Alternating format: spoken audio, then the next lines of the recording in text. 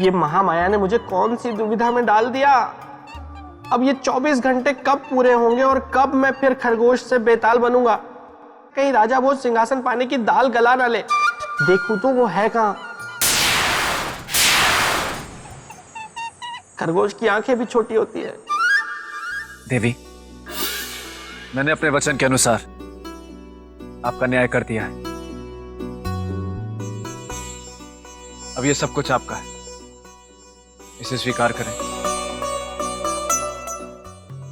और मुझे आज्ञा दें।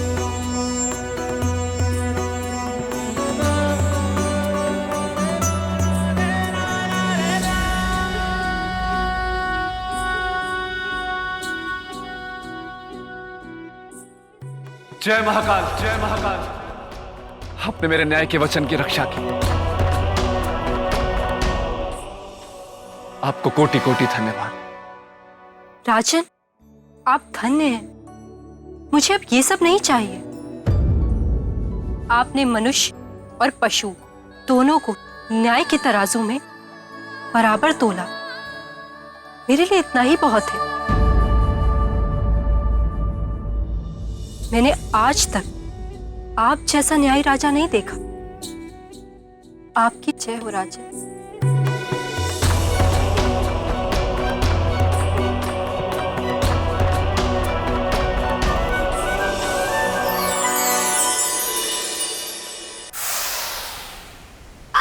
वाह वाह वाह पहले जैसा हो गया। वाह वाह राजा भोज तो गुफा में पहुंच गए।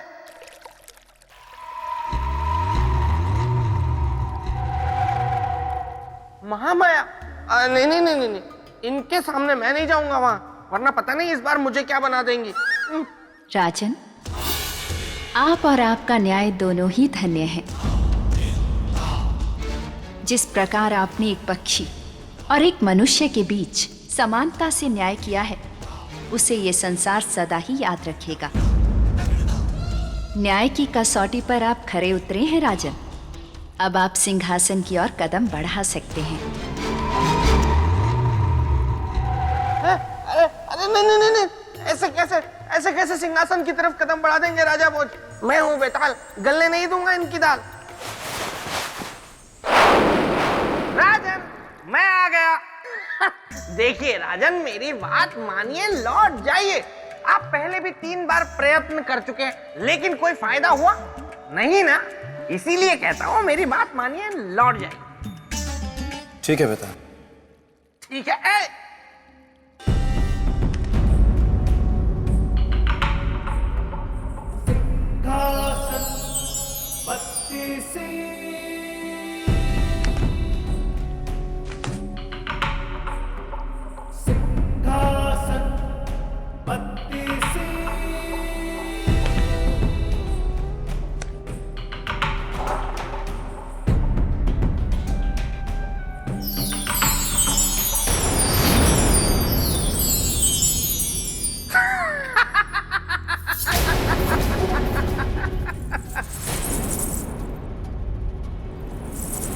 पायल की छन छन।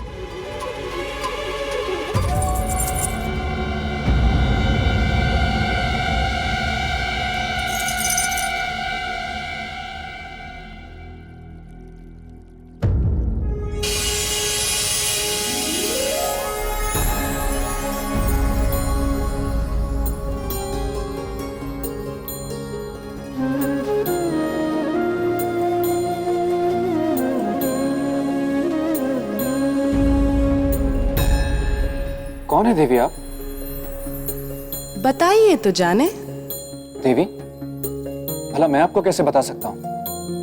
मैं तो आपको पहली बार देख रहा हूँ। चलिए कुछ संकेत देती हूँ।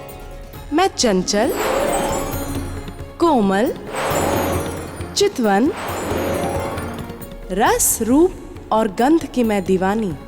आप बताइए। नहीं बता सकता देवी, कृपया आप स्वयं बता दें।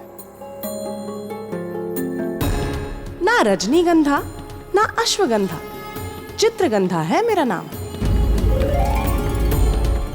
चरित्र की पुतली होने के नाते चरित्र को परखना है मेरा काम। चरित्र की देवी चित्रगंधा, राजा भोज का आपको प्रणाम। राजन, आइए आइए आइए आइए। इस सिंहासन बत्तीसी को केवल वही प्राप्त कर सकता है जो महान सम्राट विक्रमादित्य की तरह चरित्रवान हो। और उनकी तरह चरित्रवान होने का अर्थ है आसमान से तारे तोड़कर लाना। व्यर्थ ही समय गवा रहे हैं राजन, लौट जाइए यहाँ से। आइए मेरे साथ। नहीं नहीं श्रीमान बेटा, आप रहने दीजिए। देवी क्षमा करिएगा, भले ही आपकी दृष्टि है मैं सिंहासन के योग्य ना, पर जब यहां तक आया तो सम्राट विक्रमादित्य की चरित्र की कथा को सुने बिना नहीं जाऊं। ठीक है, तो फिर सुनिए। एक समय की बात है, इंद्र ने स्वर्गलोक में एक सभा का आयोजन किया। उस सभा में यह तय किया जाना था कि संसार में सर्वश्रेष्ठ गुणों का प्रतीक कौन है। आदरणीय ऋषिगण, इस सभा के आयोजन का उद्देश्य है गुणों के आधार पर प्रतीक स्वरूप मनुष्यों की घोषणा। जिस प्रकार सब देव किसी न किसी शक्ति के प्रतीक हैं, उसी प्रकार पृथ्वी लोक के मनुष्य भी किसी न किसी गुण के प्रतीक हैं। अब मैं गुरु बृहस्पति देव से आग्रह करूंगा कि गुणों के प्रतीक रूप उन मनुष्यों की घोषणा करें। संसार में चरित्र के प्रतीक हैं चक्रवर्ती सम्राट विक्रमादित्य। ये कैसी अर्थहीन बातें कर रहे हैं देवगुरु बृहस्पति। एक राजा चरित्र का प्रतीक नहीं हो सकता, वो विलासिता का प्रतीक है। और आप हम ऋषियों का अपमान कर रहे हैं, घोर अपमान कर रहे हैं। यदि आपको लगता है कि विक्रमादित्य चरित्र का प्रतीक है तो उसे इसकी परीक्षा देनी होगी, और मैं स्वयं लूंगा उसकी परीक्षा।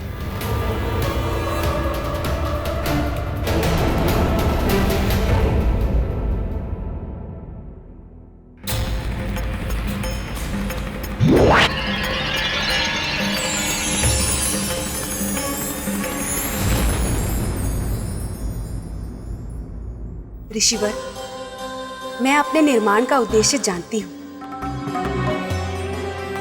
और ये भी जानती हूं कि मोहिनी की शक्ति से आज तक कोई नहीं बच पाया है। इसलिए आप निश्चित रहे ऋषि। चरित्रवान विक्रमादित्य को मैं अपनी एक मुस्कान से अपने वश में कर लूं।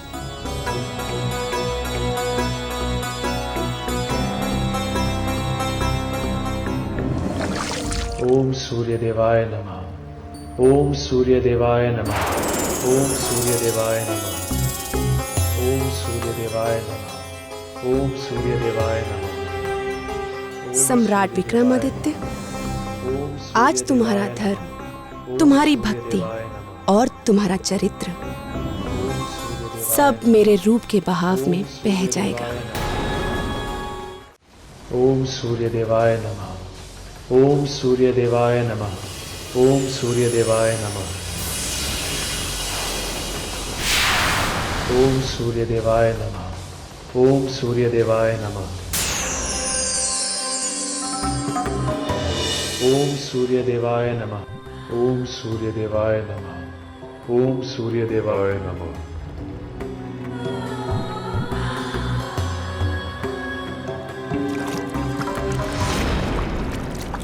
सम्राट विक्रमादित्य तो जा रहे हैं, हमें इन्हें रोकना होगा।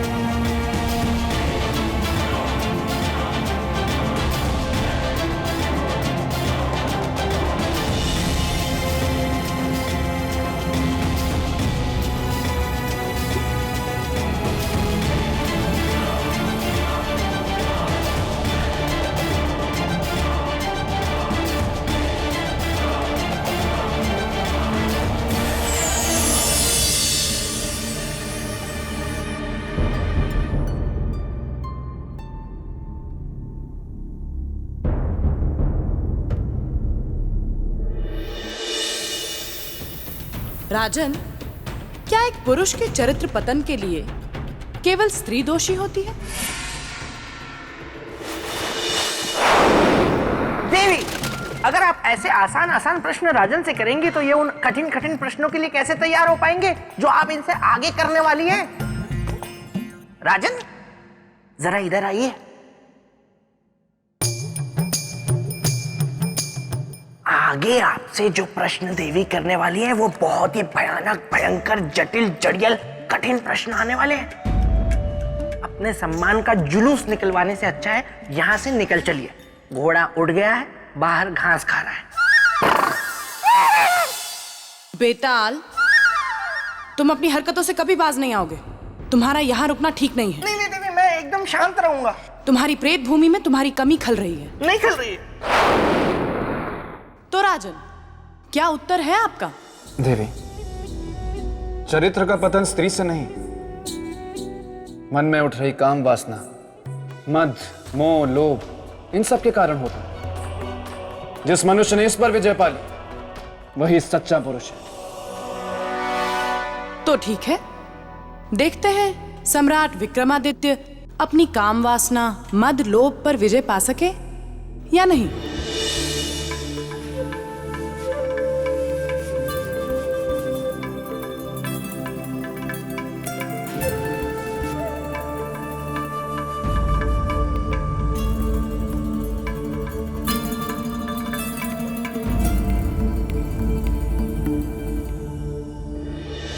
देवी, हम कहाँ गए? कौन से लोक में? श्रृंगार लोक। श्रृंगार लोक? हाँ, श्रृंगार लोक। और हम हैं यहाँ की रानी, रानी प्रियंवदा। हमारा आतिथ्य स्वीकार करें।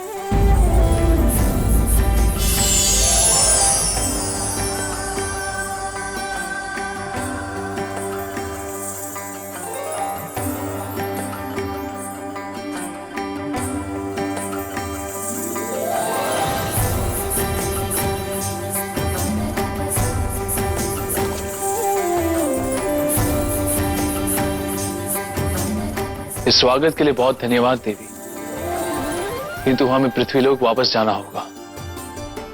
क्षमा करें सम्राट, किंतु अब ये संभव नहीं। दासियों, सम्राट को हमारे रंग महल में ले आओ। देवी, हम रंग महल नहीं, यहां से वापस पृथ्वीलोक जाएंगे।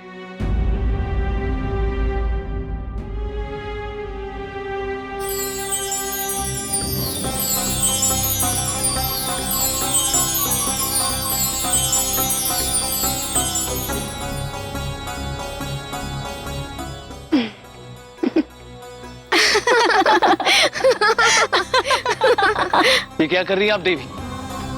आपको श्रृंगार की बेड़ियों में जकड़ रहे हैं ताकि आप यहाँ से कभी जा ना पाए।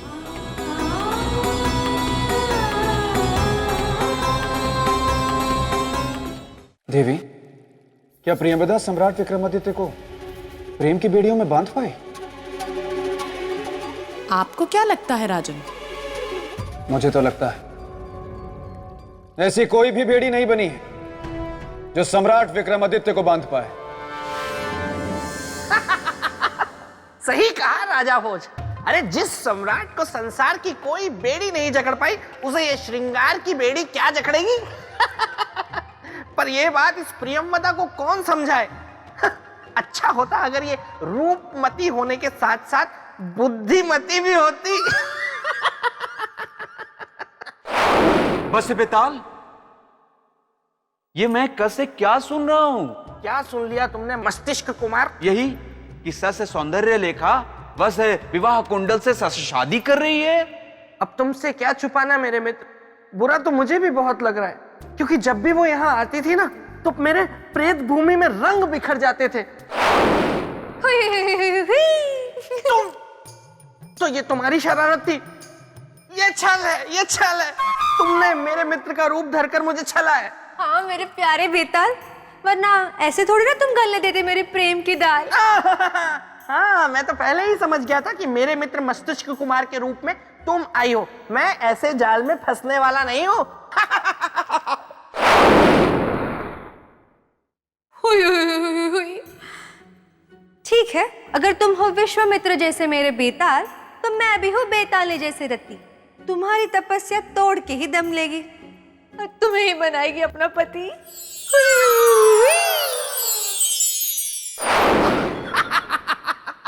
ये तो मेरी तपस्या नहीं भंग करवा पाई, लेकिन अब देखता हूं मेरे मित्र के चरित्र की तपस्या भंग करने के लिए प्रियंवदा ने क्या किया। हर संभव प्रयत्न किया गया महान सम्राट विक्रमादित्य को लुभाने का, और ले गया उन्हें रंग महल में।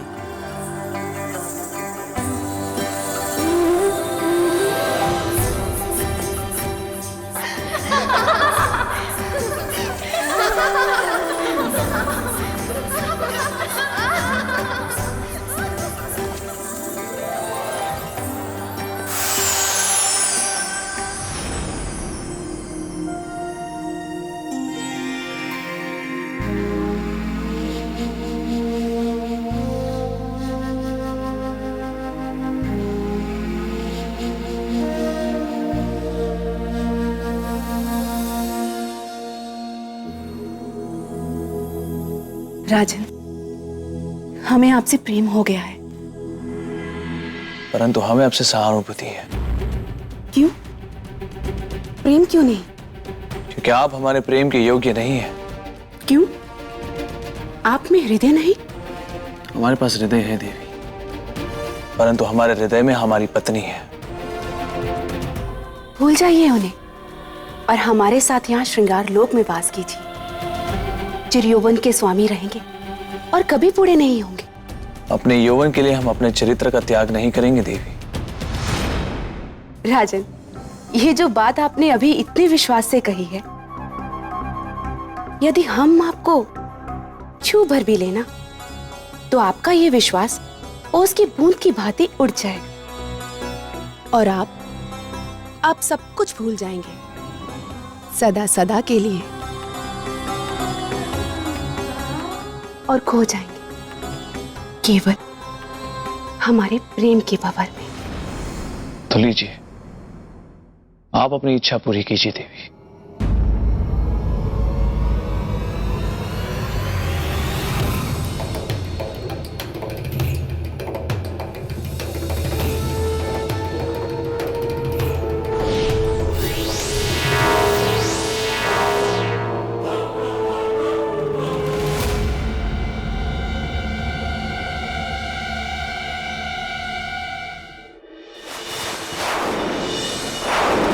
देखा राजन, पता चल गया होगा उस प्रियंवदा को कि मेरा मित्र विक्रमादित्य कोई साधारण मनुष्य नहीं है। खा गई ना प्रियंवदा झटका। बिल्कुल सत्य कहा आपने बेताल। देवी, मैं आपसे बहुत प्रसन्न हूँ। कम से कम किसी बात पे तो आपने मुझसे सहमति जताई। मैं तो आपकी हर बात से सहमत हूँ, और उस बात से खास कर जिसमें आप कहती हैं कि राजा भोज मेरे मित्र के सिंहासन के योग्य नहीं है। योग्यता का प्रमाण पत्र आपको देने की जरूरत नहीं है बेताल। तो राजन, क्या आपको पता है कि प्रियंवदा को सम्राट को स्पर्श करते ही झटका महसूस क्यों हुआ? इसका कारण जानते हैं? यह हमारी पत्नी का प्रेम है देवी, और उन्हें दिया हुआ वचन देवी। राजन, आज ऐसा पहली बार हुआ है कि प्रियंवदा के रूप और श्रृंगार के भ्रम को किसी ने तोड़ा है।